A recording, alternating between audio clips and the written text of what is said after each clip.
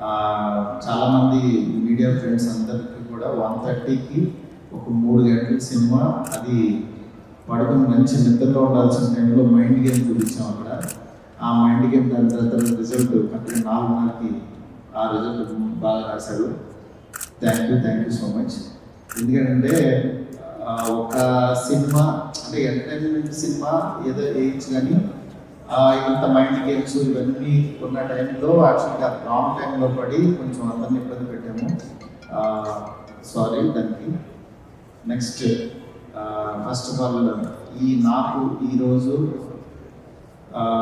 ఏది ఏమైనా నాకు మంచి ఆపర్చునిటీ ఇచ్చిన ప్రభాస్ గారికి నా జన్మంతా రుణపడి ఉంటాను. ఎందుకంటే మన నార్మల్ రిఫరెన్స్ డైరెక్టర్కి ప్రభాస్ సినిమా తీసాడు అనిపించేలా చేసిన ప్రభాస్ గారికి చాలా చాలా చాలా థ్యాంక్స్.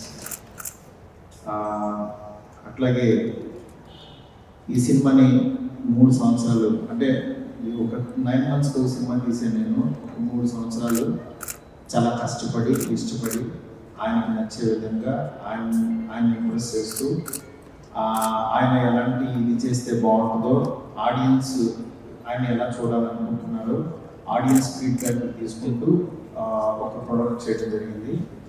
బట్ యాక్చువల్గా ఈ ప్రాసెస్లో చాలా కొత్తగా చూపించాలని, అంటే లాస్ట్ క్లైమాక్స్ అదంతా చూసిన వాళ్ళందరూ అసలు ఇండియన్ స్క్రీన్ మీద ఇలాంటి మైండ్ గేమ్లో ఒక కమర్షియల్ హీరో సినిమా ఇంతవరకు రాలేదు, నిజంగా చాలా కొత్తగా ఉందని ఈరోజు 40 minutes ఎపిసోడ్ మాత్రం చాలా అప్రిషియేషన్ వస్తుంది త్రూ అవుట్ వరల్డ్ వైడ్.